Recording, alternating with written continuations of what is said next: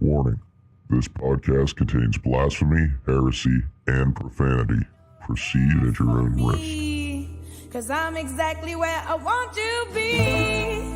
Yeah, I'm a sinner through and through. And I'll be waiting in hell for you. Welcome to the Skeptical Satanists.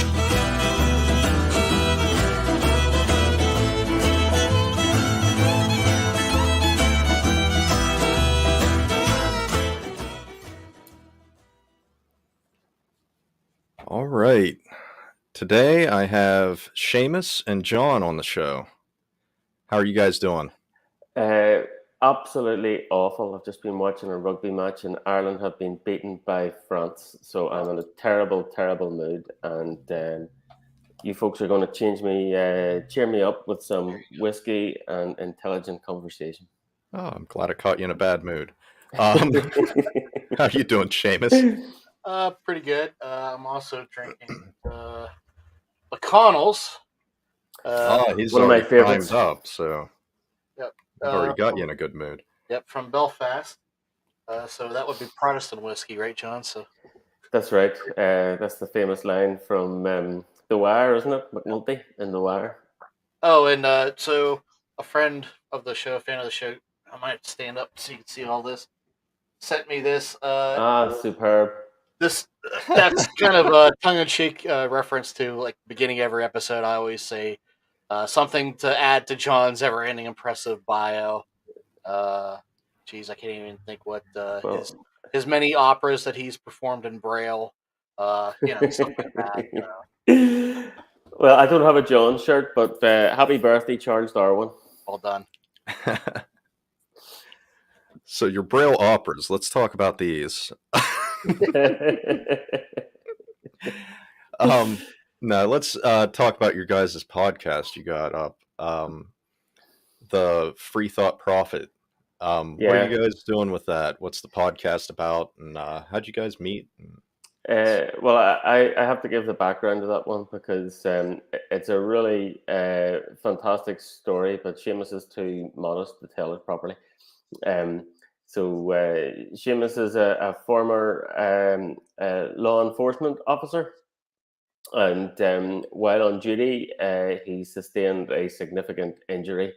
And I won't go through all the medical details, but long story short, he had a near-death experience in the ICU. So I think we're all reasonably familiar with how this story normally goes when it's reported in the press. You normally hear of this avowed, committed atheist who has the NDE and has an experience with Jesus and is all of a sudden a born-again Christian.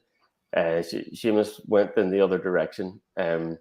So he was formerly a conservative Christian who had the near-death experience, had, outside of how terrifying that is on its own, had some freaky experiences and researched them afterwards and realized they were all entirely consistent with oxygen deprivation and did not, in fact, meet an invisible sky carpenter while he was going through the process.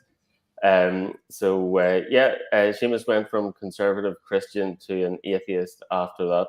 And then again, due to complicated situations that we don't need to go in on, we kind of talk about your atheism in some environments, it's not very welcome. So he had to create an anonymous online persona in order to carry on those conversations, and the Free Thought Prophet was born. I was born with this name, so... Excellent. I'm sure Mr. and Mrs. Suffer thought long and hard about the Christian name Slew. Right. Well, yeah. Seamus, do you want to tell me about John? Well, I'll pick up this differently. I like this. Yeah. I'll pick up from I'm just the eye candy in the podcast. Seamus does all the work. Yeah. Basically, I like most atheists or newly converted atheists, right? you're pissed off, especially if you're, coming out of fundamentalism or whatever. So I started posting a lot of angry memes and shit on social media. And the sheriff at the time basically, in more than one ways, told me that I couldn't do that anymore. So I was like, oh, okay. So I created this Facebook meme page. Basically, it was the Free Thought Prophet, and that's all it was for a long time. And I eventually decided I would rather do something like in social work or that instead of law enforcement. And I made that change. And then I decided, well, I like all these podcasts. I like doing music and doing stuff fun. So why not do that? So I started doing it, but at the beginning I didn't know really what I wanted to do, and that was probably something I should have considered more before I started. I was trying to do humor and have serious conversations, and it just didn't work. And plus, it was a lot of work for one person. So at that point, I was like, oh, I gotta add somebody else to the show. But in the meantime, while I'm getting guests, obviously Irish roots. So I figured, you know, Ireland's basically the Pope's summer home, so there must be some sort of resistance there, right? So I found Atheist Ireland, asked for somebody to talk to, and they put John in touch with me. We talked for about an hour, and it was like we'd known each other, our whole lives. It was just hitting Wow. jokes and having a good time, and I'd And say within an raw hour. sexual magnetism, Seamus. Well, Don't forget the raw sexual magnetism. Anyway, I try to You're dial like, down. you just come into the scene and you're like, I'm Seamus McIrish. Come at me.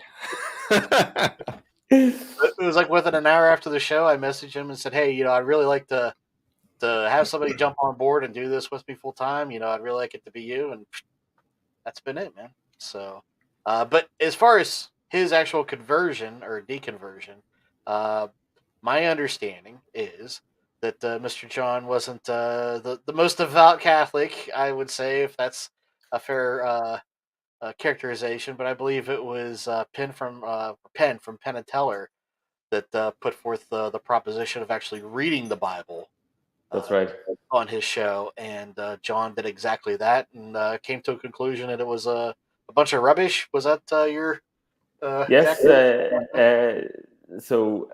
Well, I think like a lot of Catholics, you have a kind of long, slow process of just ignoring the whole thing, and the more you ignore it, the more the priests and bishops tell them to annoy you when they come on TV talking nonsense. So at one moment at which I was particularly annoyed, exactly as you say, Seamus, I saw an interview on TV with Penn Jillette, and someone asked him about his atheism, and he said, look, if anyone's out there having doubts, the thing to do is just go and pick up the good book and read it and make your own mind up. And that sounded like good advice. So I skipped the Old Testament, I read the Gospels, and I thought, this just cannot be a book written by the creator of the universe. Do you know what really turned me off it was just deeply and profoundly boring. Like, there's pages and pages where there's hardly anything happens other than Jesus casts out another spirit. And I think, okay, we have a wandering exorcist here. Like, is this really what the creator of the universe wants to tell humanity? Pages and pages and pages of casting out unclean spirits. It was just such dirge. I thought, right, this can't be right. Or And that was even the end. even in the Old Testament, or the pages and pages of just names, names that you can't connect to anything, can't trace back to anything, just names. Yeah, over and this over. guy and begat over. that guy. Yeah. Exactly. Yeah, I always laugh whenever I hear somebody tell me that. That's because I'll even hear it from atheists here at times that oh, well, you got to respect the book because it's one of the greatest pieces of literature out there. I'm like, you haven't read enough fucking literature then, because dude, I have read that fucking book, or you haven't read that book, one of the two, because I've read that book through, and it is the most boring fucking read that you could ever have. That's the truth, man. Read it two or three times through. So that's the truth. There's some really brave people out there that think it is interesting. I mean, we talk often. We're going to talk again soon, I think, with Dr. Robert M. Price, and he just thinks it's the greatest. I mean, he's not only made a living basically writing about it, but he has his own podcast. Where he I talks mean, about I think it's interesting in the aspect of the actual background and things right. that he goes into with all Yeah. of that. But as far as the actual stories go and the whole, it But he isn't. loves it. It I mean, isn't that we great. kind of brought up that to him. We kind of think it's boring. He's like, oh no, I think it's great. Yeah, Okay, I mean, hey, whatever. good So, for him. I mean, yeah, that. he But makes that's it the interesting. thing. Like you That's said, the thing too, is that atheists are such a wide variety. We just agree on one thing in that aspect. Mm. You've got other categories for the other stuff, humanism and all of that, Satanism. But yeah, Hail I Satan.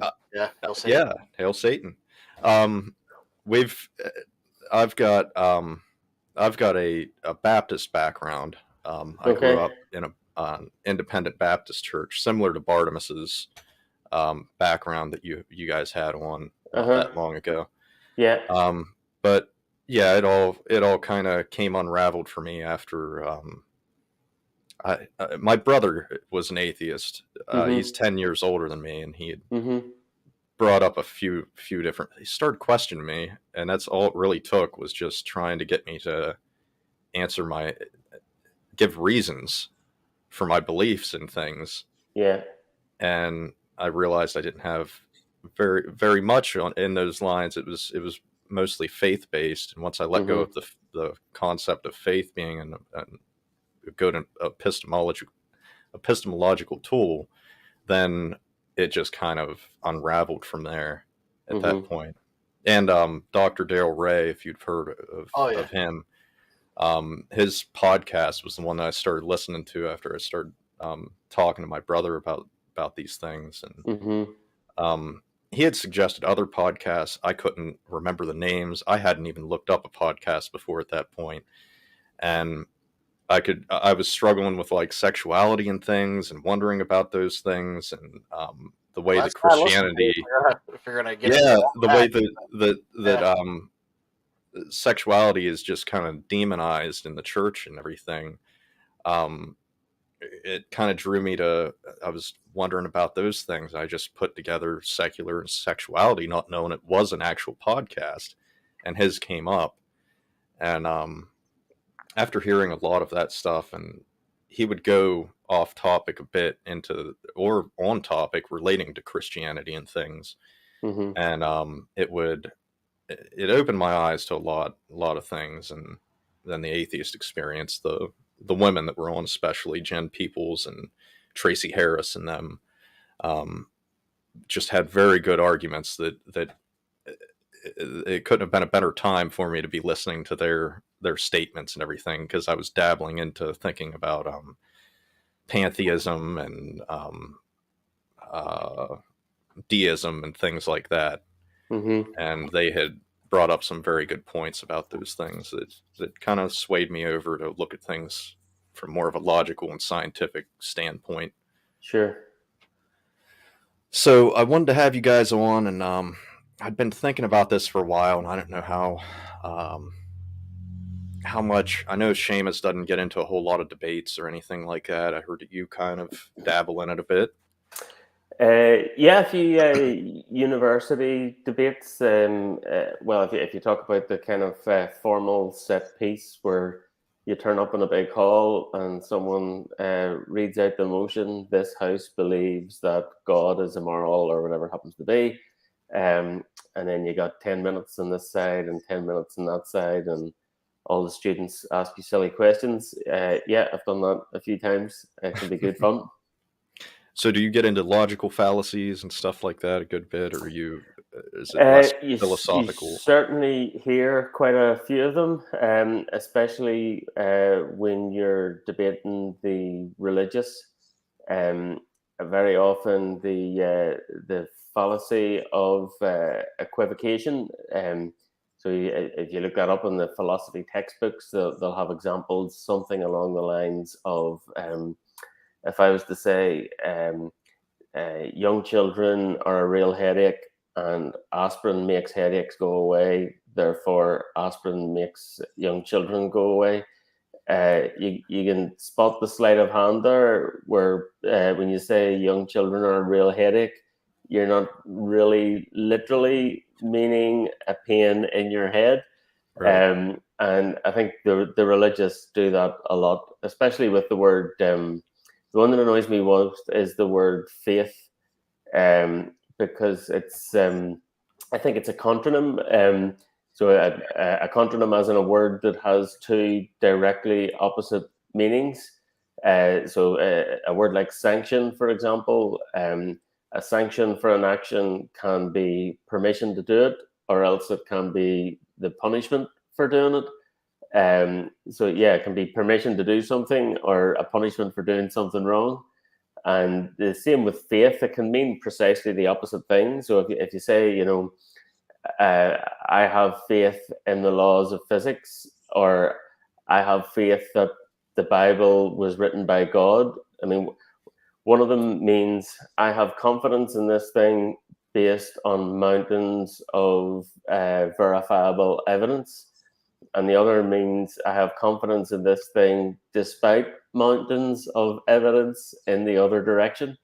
Yeah. So yeah, you'll often hear. I mean, who among us has not been told by a Christian that I do not have enough faith to be an atheist, or some bullshit like that? Right. So those kind of equivocations and word games, I think, constitute a lot of what you end up hearing from the faithful during debates. Yeah, just kind of silly word games.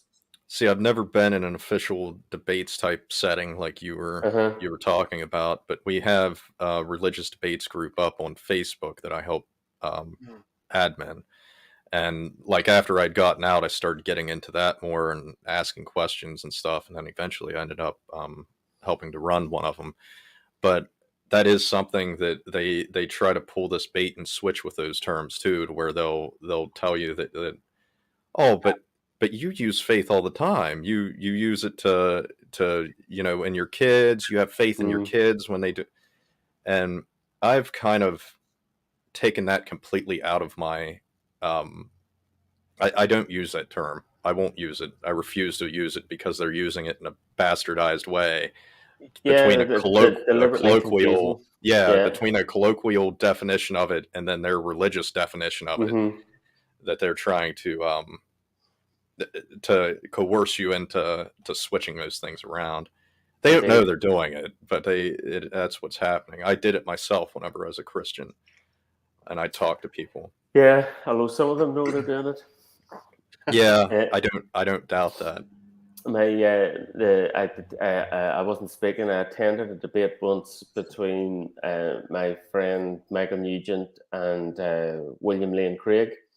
And William Lane Craig had made an argument about, I think in the same argument, he talked about man being made in God's image or something like that, and Jesus having been sacrificed for humanity, or some form of words along those lines. And there was a question from the audience about, well, what if there's extraterrestrial intelligences? Are they all condemned because, Yeah. Jesus didn't die for their sins? And William Lane Craig just came straight out and said it, and said, yeah, that's logically correct. Therefore, there must be a Jesus on all those other planets who got crucified up there too. Yeah, I So, cue lots of questions about, well, what if they had 4 arms in that planet? What shape was the cross then? it's the faith thing. It gets me that they do this. They'll go to they'll try to say that there's blind faith, and Mm-hmm. that's what you're referring to. You're misunderstanding that their faith isn't blind faith. It's the Yeah. real deal. And Although that but was a then big band back. but that yeah, but then they contradict themselves after that because it'll usually lead up to they'll try to use that as one part of faith, but then when they go and you try to get them to describe their faith, Mm-hmm. then it goes completely against what they just said. It goes along with what they said blind faith is. Yeah. Yeah. It just ends Yeah. up in this big circle jerk argument of the same That's true. things over and over again. That's true. That's true. And Blind faith, I think, relates to another fallacy, which is, I think it's sometimes called the fallacy of personal incredulity. And I have an example that relates to Satanism in Ireland around that. So, unfortunately, in Ireland, we don't have your establishment clause. We have lots of laws that privilege the religious and treat the non-religious less favorably. And one of the lesser known implications of that, I mean, obviously that's a bad idea and there's lots of problems, but one of the lesser known implications is once you decide that religious groups are going to get some benefits from the state, then the state has to be able to decide, well, what counts as a religion and what doesn't. I mean, the example that people often quote is Taoism. If you find 100 Taoists, 50 of them will tell you it's a philosophy and 50 will tell you it's a religion. And how do you decide? Tough question.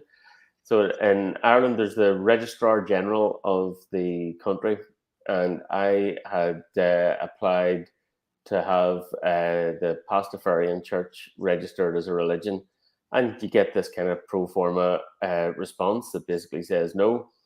But just, I mean, we knew we were going to lose, but just to get him to write down his bullshit, we litigated that and brought it to a hearing, and there had to be a formal written submission. So essentially, in the written submission, the Registrar General of Ireland described how he decides what's a religion and what isn't. And his example was that Satanism is not a religion, but Catholicism is. And, in the hearing, you can ask questions. So the question was, well, hang on a minute. If you believe in Yahweh, you're religious. But if you believe in this other dude, Satan, in exactly the same book, then you're not religious. They both come from the same book. What's going on here? So his argument was, well, one's positive and one's negative. And I was saying, well, how do you figure that out? I mean, the Satanists don't want to discriminate against women and gay people. That's the Catholics. So he described, these Satanists are terrible people and we can't have them qualifying for all of these religious benefits. And I had the tenets of the Satanic Temple. I think there's 7 of them, and they're all, human rights based. Yeah. And his argument was just the argument of personal incredulity. I can't believe that Satanists are nice people personally. And just because he personally couldn't believe it, his conclusion was, therefore, it can't be true. But you hear that a lot too. Something has to be false because I personally just couldn't bring myself to believe it's true. I think we run into this thing here too, where like I've noticed with atheists that grew up non-religious or that never bought into Christianity or anything, or any particular religion. They didn't really have to go through that deconstruction process of trying to figure out why they believe what they do and how they're determining what is or isn't true. And I've met so many people like that don't see the value in learning logical fallacies or philosophy or anything. But at the same time, they'll see things like the Trump presidency that was constantly throwing them out, or the COVID deniers, or things like that, and they know that it isn't right. But it's like they don't put 2 and 2 together there and understand that they are basing things off of logical fallacies when they're making these determinations. I think we do that all the time, but it just doesn't get pointed out all the time, Yeah. Like a popular one here, I know with people, they kind of guilt you over if you cut off a family member or something because it's been toxic for you or whatever. It's been, maybe stunning progress for you in your personal life to a certain degree or whatever. But they'll insert the thing of like, but that's your mom, or that's your sister, or that's your dad, that's your brother. You can't just cut them off. And I see that as a logical fallacy in itself, of kind of an appeal to authority in a way, and special pleading, because you wouldn't hold that standard for anybody else in that way. But for some reason, family, and you see that with cults as well, because they'll try to call Oh yeah. the members family, or the churches that aren't always considered cults. I'd say there isn't much difference. They'll do the same thing. Brothers and sisters in Christ. Right. Mm. Same thing, right? So you don't hold them accountable for things like you would people that aren't part of that. Well, say I see my that church going wasn't like together with that. my church isn't like that, because they believe that if you're a rotten apple, you can't be, part of it. Yeah. So, they would just basically exile people, or just, not talk to them. You Yeah. know? They would even, you heard conversations about, sorry, I'm going to use John. John's good, but it's the wife that's the problem. And they would exclude the wife from all the, the Christian duties or something to do with the church and that, because they deemed her to be not worthy, and it would try to force her out of the church. They would do that kind of stuff at the church I was in, Wow. and um, I was friends with a lot of these people. I helped one of the elders whenever they're in a serious problem and all this. And as soon as I came out as an atheist, they refused to speak to me. They didn't want me in their life or anything. And because I'm an asshole, I saw the one when I was shopping for groceries. And I was like, "Hey," and he just walked on by me. And I was like, "What a dick!" And it just by happenstance, we're checking out at the same time, and he's in front of me. And I just wouldn't let up. I'm like, Jim, how you doing, Jim? How you doing, Jim? And he finally turns around and he goes, oh, hi. I was like, did you see me there earlier? Because I thought you saw me earlier, but you just walked away, Jim. What happened? Yeah. Wow. That was fun. That's great. Did you have that sort of experience, John? A little. Well, both my parents are still devout and pious Catholics. So my mother went through a period where she decided that if I wasn't going to pass the faith on to my kids, that would have to be her job. So I just let my kids make up their own mind. And my mother thought for a while that she would try and do that for them, although I think she's given up at this stage. But Ireland's kind of weird in that if you look at the census will say the country's 78% Catholic.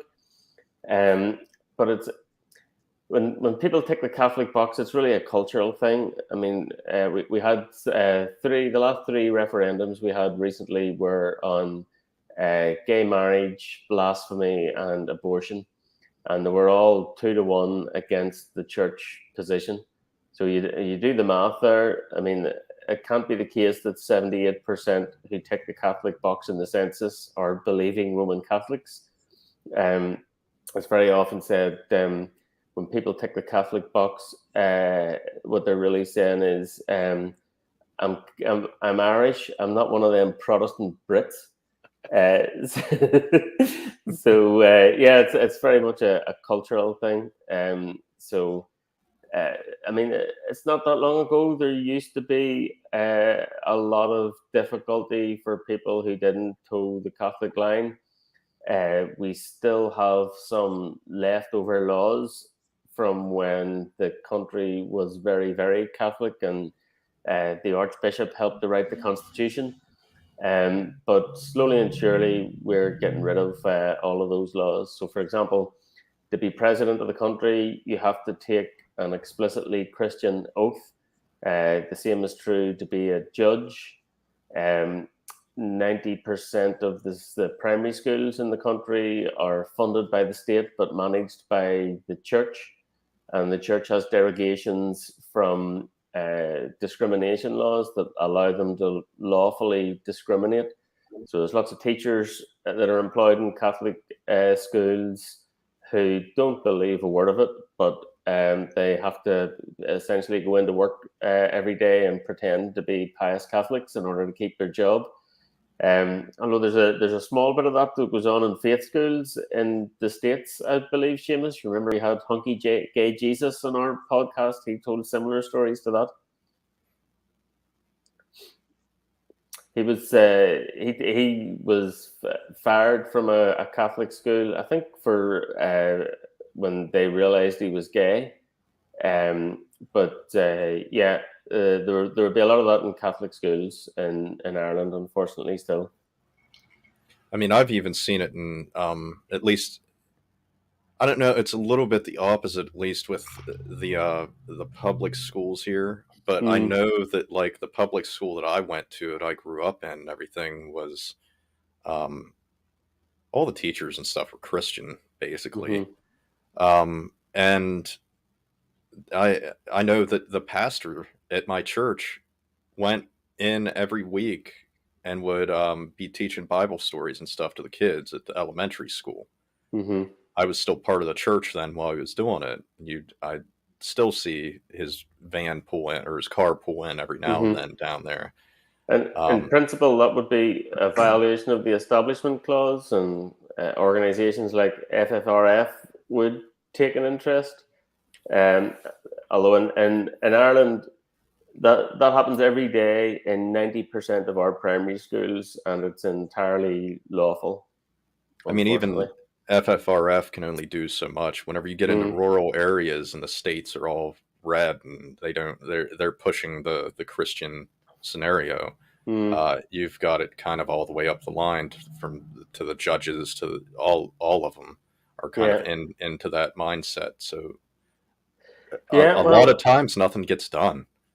I said this to Seamus in our podcast a while back. I mean, it could be the case that I'm just misinformed, not being in the country, but it seems to me that FFRF and the Satanic Temple are doing all the heavy lifting at the minute in terms of taking the cases that highlight all of these problems. And I don't know what the hell the rest of the atheists in the States are doing, but obsessing over pronouns and things like that, perhaps. But yeah, it seems to be FFRF and Lucy and Greaves are the ones doing all the work.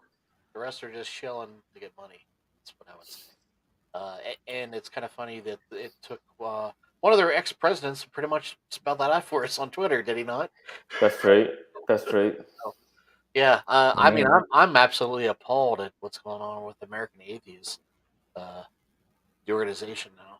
I mean, is that Nick Fish, Seamus? I hear you talking about Nick Fish now and then.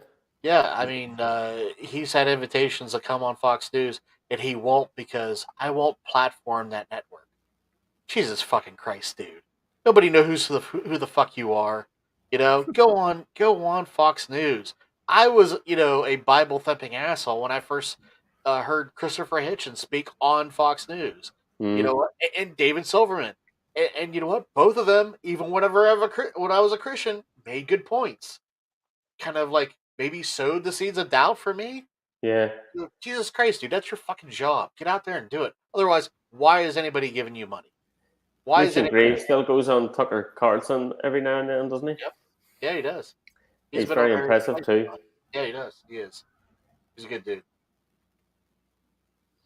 Sorry. Yeah, you could. I can't. I really can't with these fucking people. I mean, come on. It's not that fucking hard. But I mean, as far as the pronouns and stuff go, those are the assholes that are against most of that shit. I mean, for me personally, if somebody says that they aren't the pronoun that you call them, then you just fucking call them the pronoun. Who else is better to fucking know than that individual? I don't give a fuck. That's, and to me, it's this thing of Christianity, the way that it did with homosexuality or anything that was outside of their standard bullshit of one man and one woman being together and all of that. That wasn't an option for you. If you were in that church, that wasn't an option for you. You went to hell then, or you were in sin. You were living in sin and needed to repent of your sins. Yeah. To stay good with God and everything. So this idea of just telling everyone what they are and who they are and everything, to me, that's right in line with Christianity. Why the fuck would you be Yeah, I totally agree promoting on the that shit? pronouns. You know, like I've absolutely no problem using whatever pronoun anyone asks me to use. I guess my issue is when I look at a lot of the atheist groups, whether it's pronouns or something else, they just seem to be picking up all of these culture war issues and uniformly coming down on the political left. And I think, oh, come on, man, that's not what you're there for. You know, yeah. it just seems to be kind of a finger wagging. Oh, look, I'm so much more woke and anti-racist than those awful white nationalist Christians. And yeah, I don't know. I tend to disagree a little bit with that. okay, I see it as like the David P. Silverman types that we were bringing up before. Those are the ones kind of lining up with the alt-right propaganda and stuff, and they're promoting that through and acting like that's part of the left thing. It's not so much that I don't see an issue with somebody, and the woke term sends up red flags like crazy for me, because that's exactly what the cancel culture, the woke thing, all of yeah, that shit. That's the big hot button terms that they try to throw onto things to, I don't know, yeah. they're trying to grift, or So what the fuck the deal is with that. my view of the world on those issues is that I mean I don't mind what label someone puts on me politically. I think I'm pretty centrist. But you know, we've had Dan Arrell on our podcast, who is, I think, avowedly associated with Antifa, and we've had some other people on the podcast who, I mean, you mentioned David Silverman associated with the alt right. We've had David Silverman on the podcast several times. So my view of the world is, if I was running a secular or an atheist group, I don't care if someone's on the hard left or the hard right. I mean, you can be politically left or right and still in favor of secularism. Whereas I think all of these atheist and secular groups, um, I mean, we might or might not agree with the political stances that they've taken. Even I'd probably agree with most of them, but even when they argue these political positions that I agree with, I tend to think, you know, you're not there to take a position in the culture wars. You know, that's not what atheists and secularist groups are I for. mean, atheism is just the answer to one question. Sure. But I don't see a problem with them taking up humanist things, which that's where I see those things at personally. You've got an organization and stuff. What's the point of fucking having it if you aren't doing anything for the people around you and the people in the community and everything? And when you have people that have been in the LGBTQ community and everything that are coming into these things and have been damaged by religion and everything, they need places to go, and they need some sort of support. And I think the atheist community, I think they should be doing that. I think that's fine. I think it's fine for them to take up humanistic responses to those things, especially whenever you have so much of Christianity ruling here, doing the exact opposite and oppressing Yeah, I mean people. that example is absolutely fine. So, like when I was involved with Atheist Ireland, the organisation marched in Pride every year, because a lot of the discrimination felt by the LGBT community was religiously motivated. So, exactly as you say, I mean, the answer to one question can I think imply lots of other kind of issues, but I don't know. I just see I the think atheist groups getting distracted. I think the things can tie together in a way that we're minorities. The atheist community is minorities in this country. Hmm. Like the Black Lives Matter movement, the Black lives are minorities in this country. The Yeah, well, LGBTQ that's a good community are example. minorities, so they're kind of I see it more of a communal type deal. That's a good think example. I think, so to my mind, I would have, personally, I would have no problem supporting a lot of what the BLM movement would have been discussing. But if there's someone who is opposed to that for their own political reasons, but still wants to be part of an atheist group, I think that's okay too. You can. There's lots of black people who are opposed to BLM. I mean, if a black person comes to you as an atheist and wants to be part of the atheist group, are you going to tell them you have to be in favor of BLM because our atheist group is in favor of BLM because we're all minorities or some such? To my mind, those kind of political issues just aren't relevant. I don't see that happening though. I can't think of a if they are happening, then it's a minute thing that I don't see as no, I'm not saying there's specific cases when that in particular happened. I'm just saying, just reacting to right. when you brought up BLM. But what I do see happening is lots of atheists and secular groups falling over themselves to position themselves on the political left. And whereas I might agree with a lot of the positions that they're supporting, I think it's perfectly legitimate to be a conservative atheist. And so, yeah, you have Atheists for Liberty, who is an explicitly conservative group, and you essentially have everyone else who is atheist left group.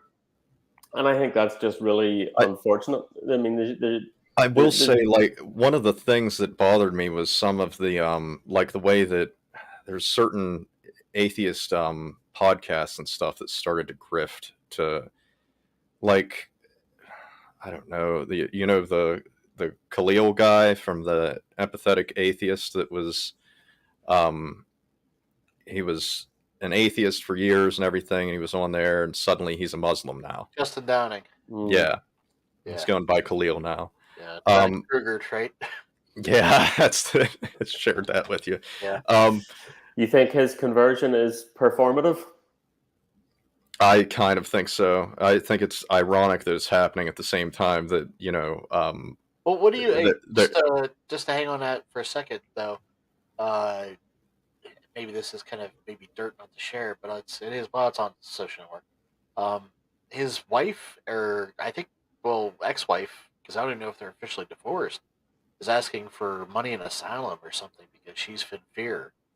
What the hell? I have no idea. I mean, it's all over Facebook, so I mean, I don't think it's bad to bring that up. But that's all. Whenever I saw that was one that like, oh, wait a minute, because I'm on board with everything you're saying, but then that also makes me think, wait a minute, there's something up here. And he just now married another Muslim. So, well, I know that there was this thing going on with the Empathetic Atheist and a few other podcasts where they were kind of trying to bridge the gaps, normalizing atheism and things of that nature, to where it's like, what are you doing? You can't. You can't appease everyone. Like, I don't understand that. Like, they go to the point of trying to normalize Islam and stuff is what it ended up leading to. Yeah. I'm fine with normalizing atheism. It shouldn't be a bad word. Right. It shouldn't be still acceptable that we have 9 states, I think, still you can't hold a political office. You aren't going to normalize it by trying to prop it up with other shit that doesn't have to do with it. So exactly.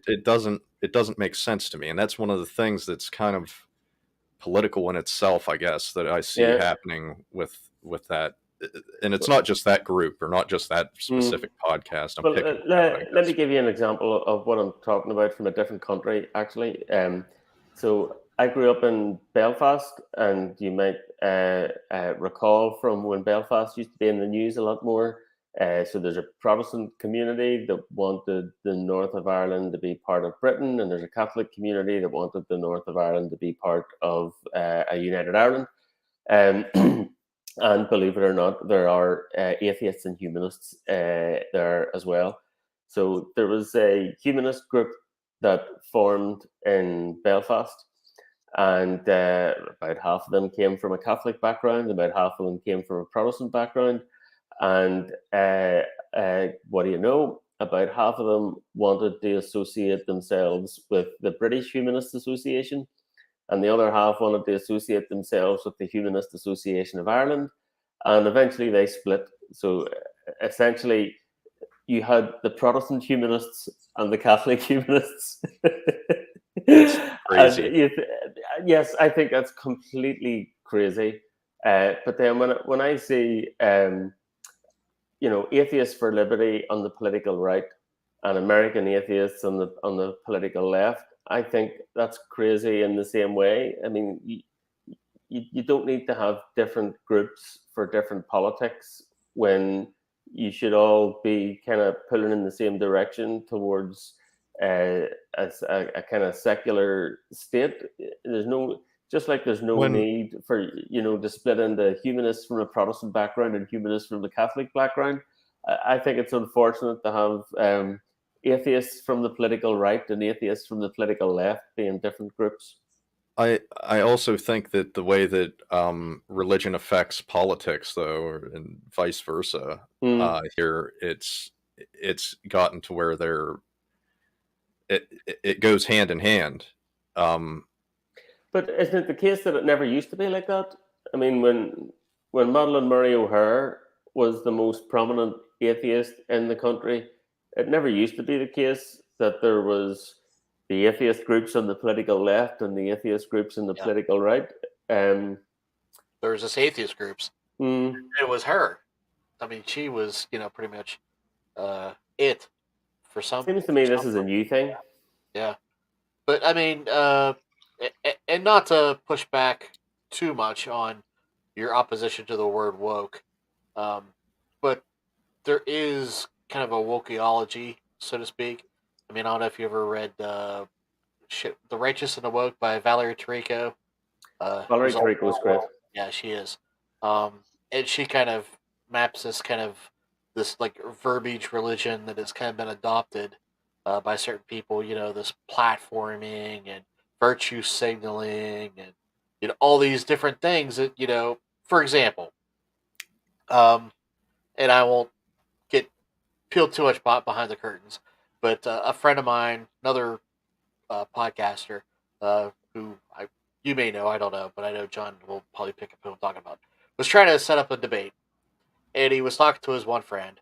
He said, okay, I'm going to have Anthony Montabasco coming on. And he's like, wait, I can't talk to him. And he's like, what's your problem with him? Well, he talked to Peter Boghossian, and Peter Boghossian's friends with, what's it, James Lynn or James Lindsay or whatever that guy is.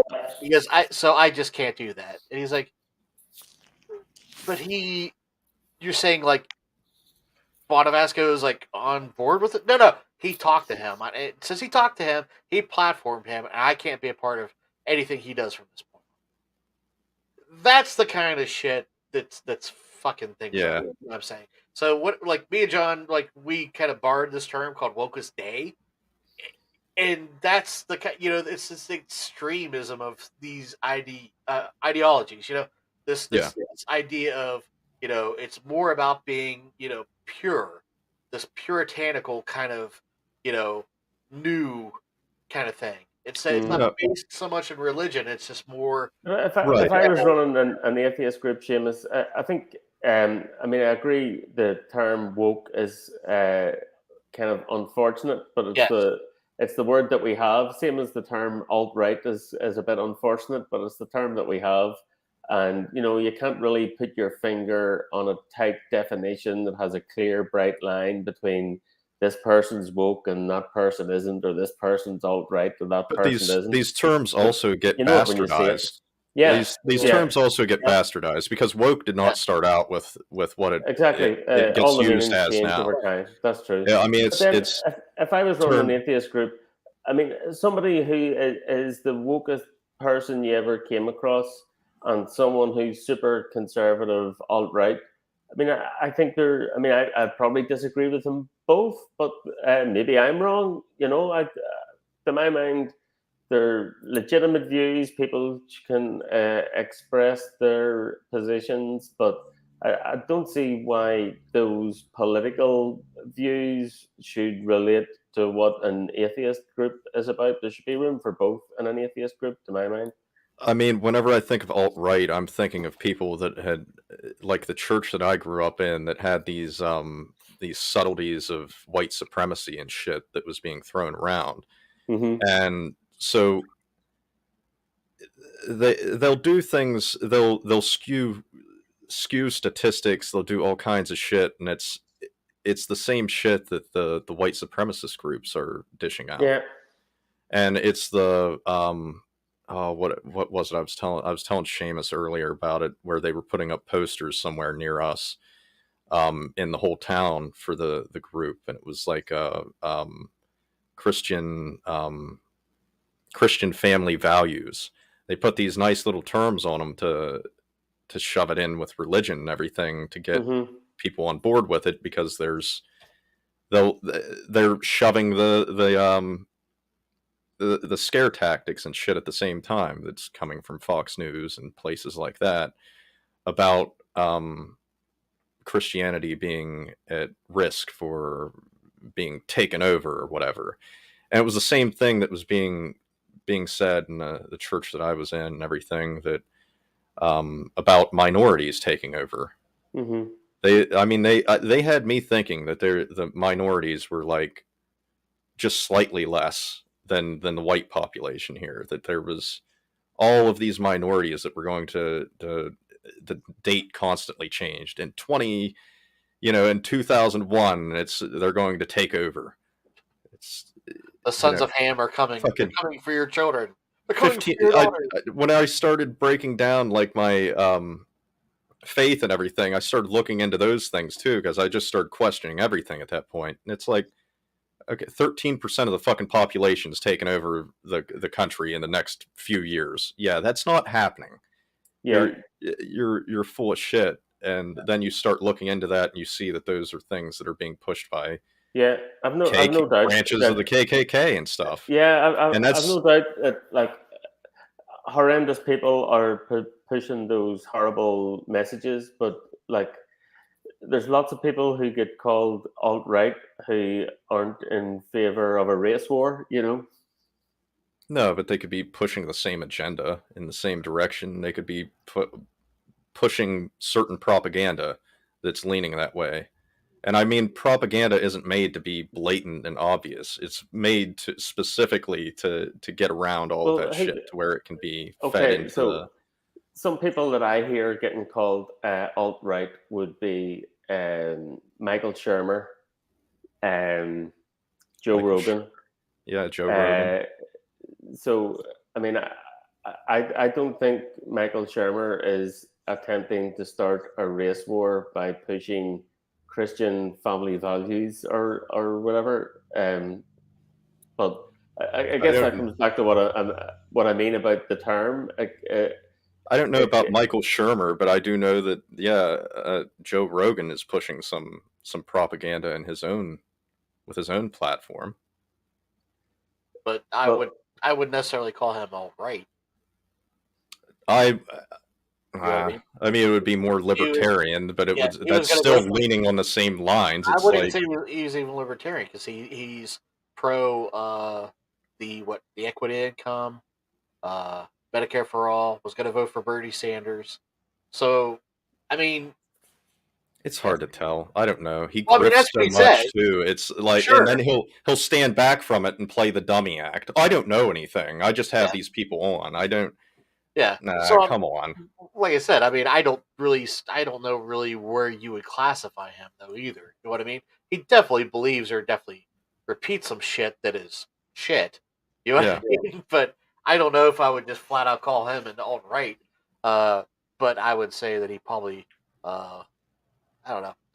He's definitely said some things that are questionable at times, sure. But I think the other thing is, Sam maybe Harris we're called alt-right. The thing that the thing that kills me though is the thing of Joe Rogan acting like he's fighting the mainstream media and stuff, and he's putting on this big show, and he almost acts like the mom and pop store that isn't a fucking mom and pop store that's owned by a corporation trying to pretend like they are. He's got the biggest fucking platform on podcast, or did at one time. I don't know if I think he might have got bumped down a couple pegs on Spotify, but I don't know for sure. But he's portrayed this thing of like trying to be the victim and all of this stuff, and I don't see it that way. I just don't. Um, you'd said something. Seamus and me were talking earlier a little bit about this, but it was about the CNN thing, which I'm not real familiar. I know that. I mean, I'm familiar with CNN. I'm familiar with Joe Rogan, but I don't know what was being said.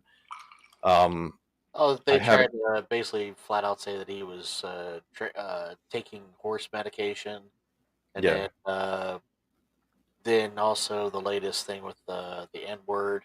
I mean, it does kind of come down to like, it's pretty kind of transparent that they just want to attack him for certain reasons too, And I'm not saying there's other things to call him out on. You know what I mean? It's just some of these arguments that they bring up are just so weak. I mean, they had their own go-to doctor, Gupta, on Rogan's show, who basically just said, "Yeah, that was wrong. We should have said that. That's not what happened." I yeah, I don't know. It doesn't help them.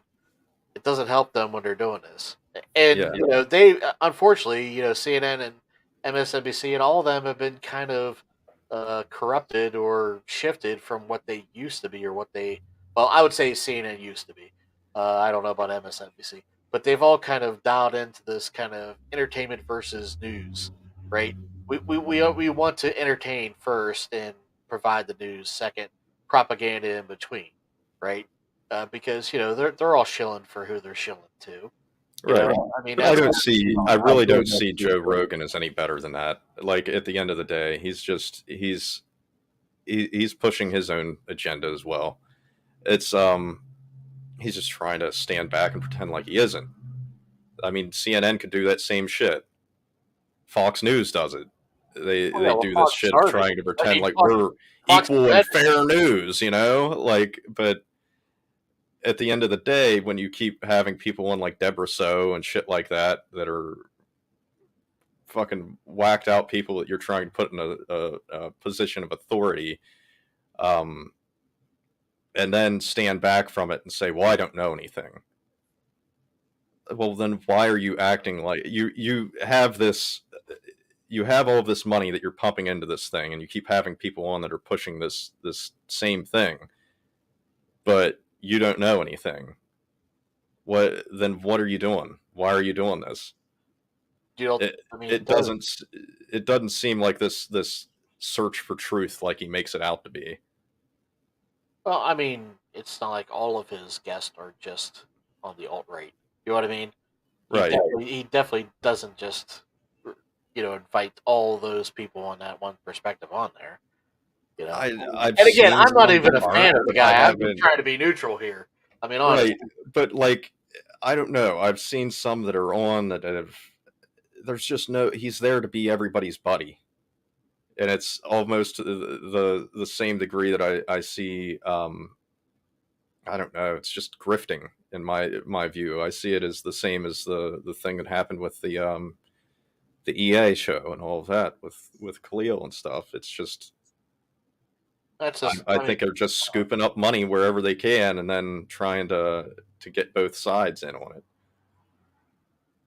maybe. I But mean, to me, it just that's just his format, though, of just talking to people.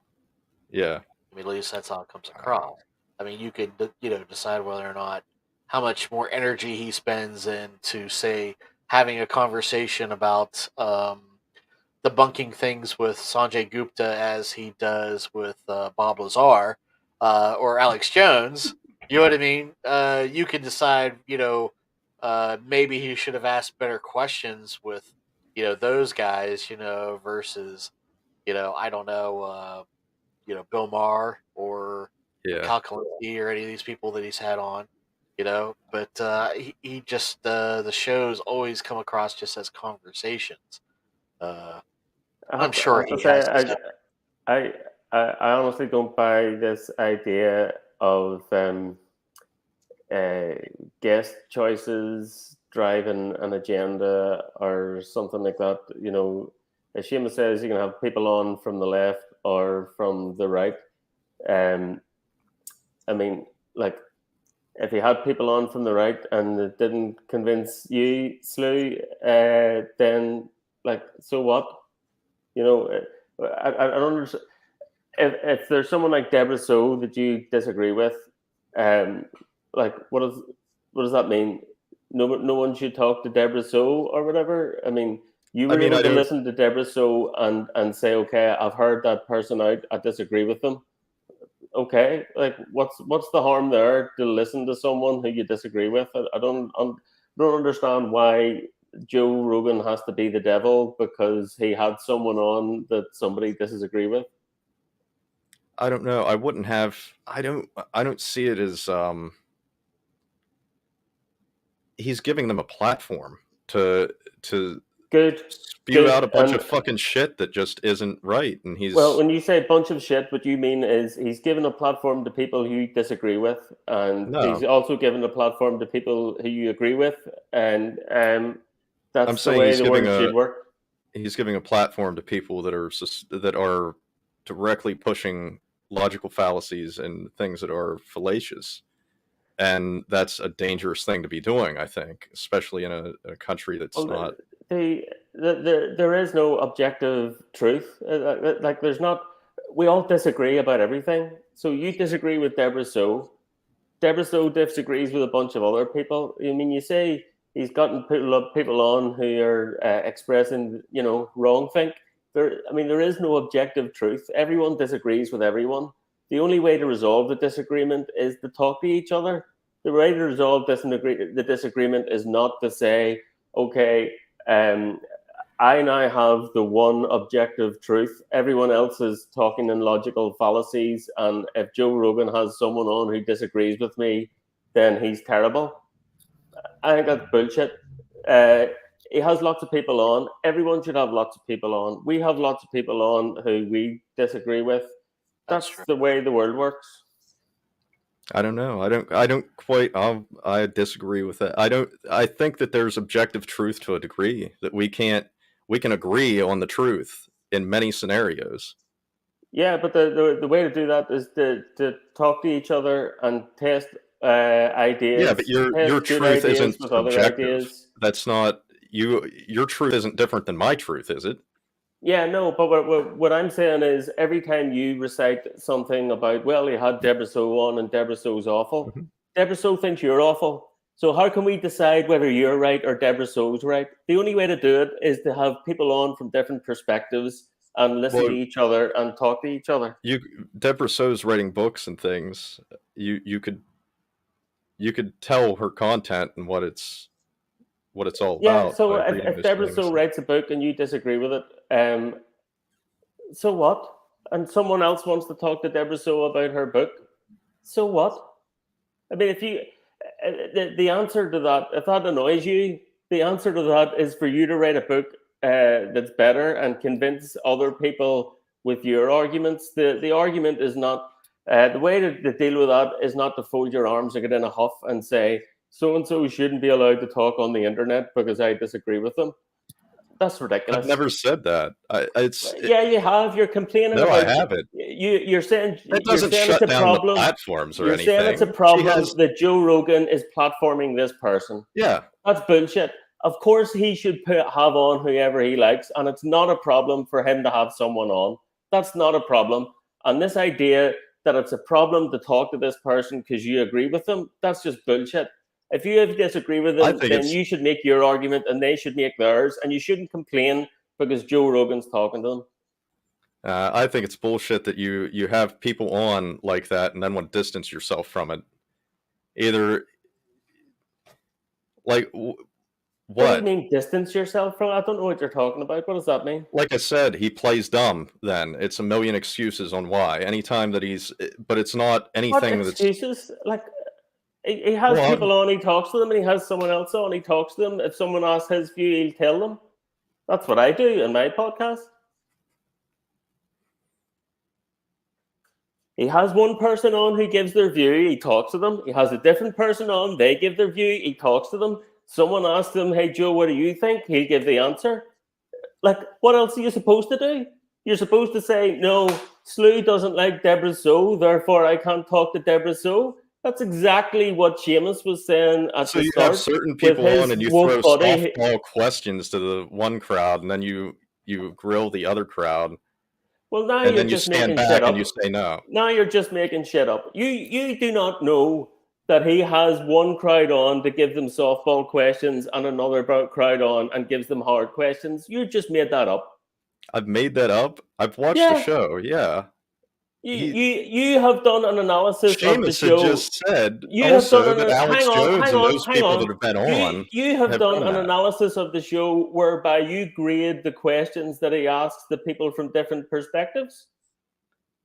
Do what? I'll be very interested to hear that analysis.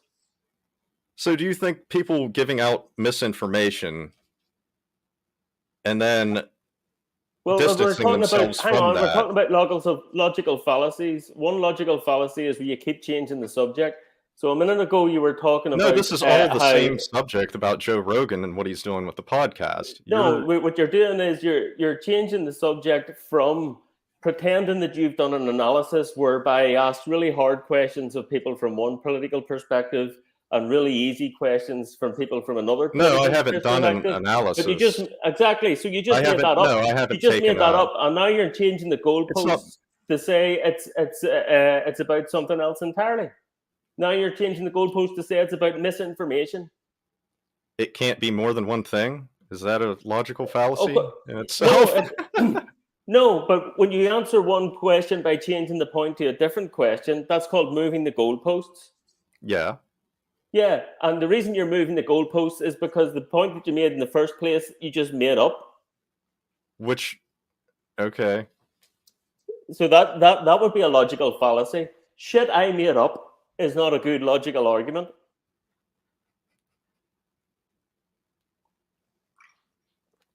Unless you would give me the alternative view.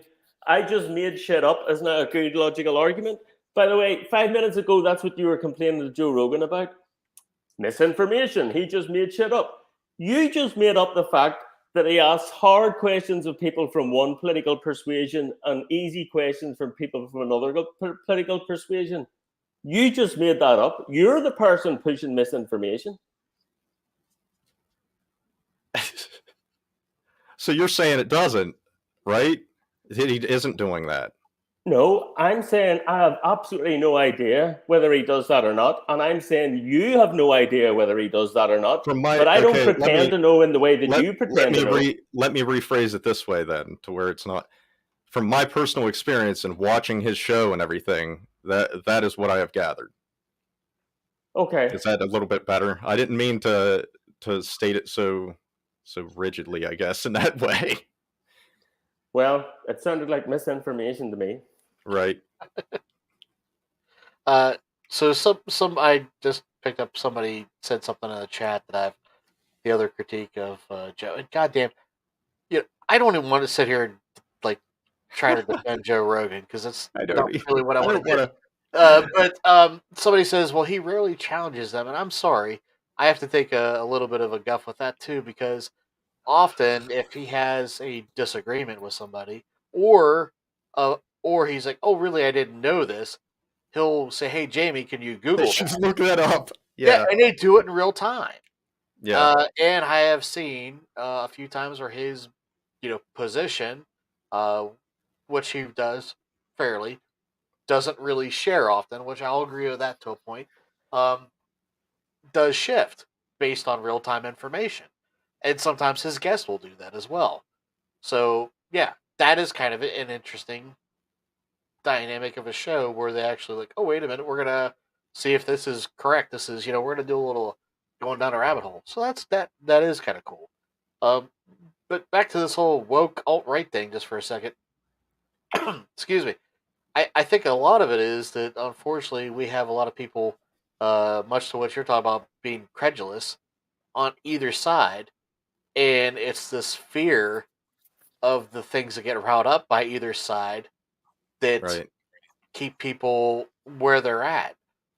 We talked to Javier more than once, who's a lot of fun to talk to, and I think he brought up, or something was said about a parent wanting to deem what, or that they thought, there was no like real concrete, right, that their 6-year-old had decided, even though they were born one gender, they were going to identify as another, and that this was a big concern and all this. And my thing was, yeah, I am sure that out there that there is a white yuppie soccer mom who can't wait to go over social media and embrace about how important she is, that she how hard it was on her as a parent to do this, because these fucking people, it's all about them, it's not about their children. These are the same people that go down to the Black Lives Matter marches and rallies, take a picture with them in a selfie, and then drive back up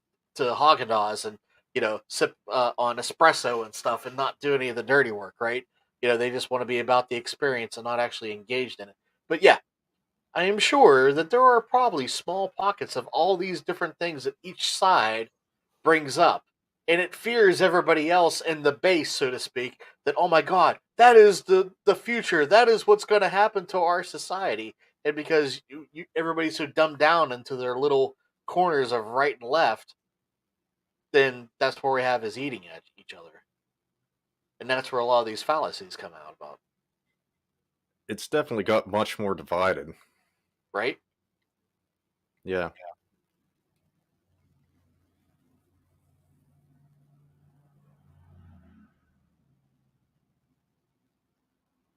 Got quiet in here, guys. Sorry, John. I didn't mean to. Every time I vent, everybody shuts up.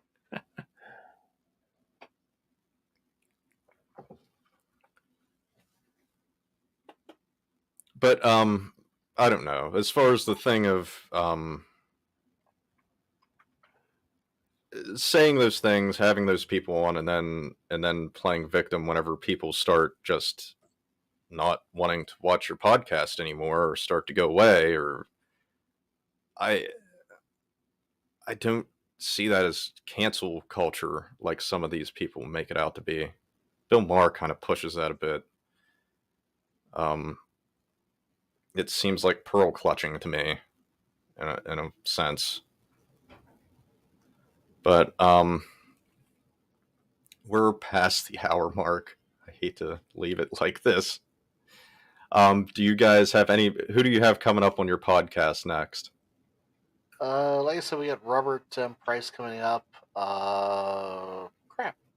I'm trying to think who we haven't. We have a few scheduled out that we haven't had come on yet. You talked about Bartimus earlier. Bartimus is actually going to do ritual magic with me for an upcoming show, so that'll be kind of interesting. So Nice. yeah.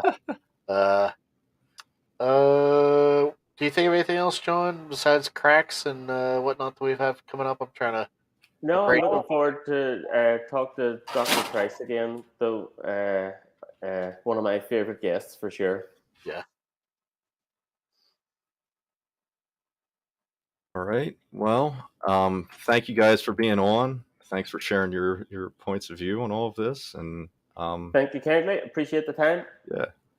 All right. Have a good one. Our artwork is by Jamie Coptic. You can check out the rest of their work at jamiecoptic.studio. Our music is by Bridge City Centers, through and through, and you can find them at bridgecitycenters.com. If you like our content, please like and subscribe to us on YouTube and donate to us at paypal.me/skepticalsatanist. Hate mail, death threats, or fan mail, send that to jesuschristalmighty@hotmail.com or get a hold of us on Facebook. Whatever you do, don't leave this YouTube channel without liking and subscribing to keep up on all of our content.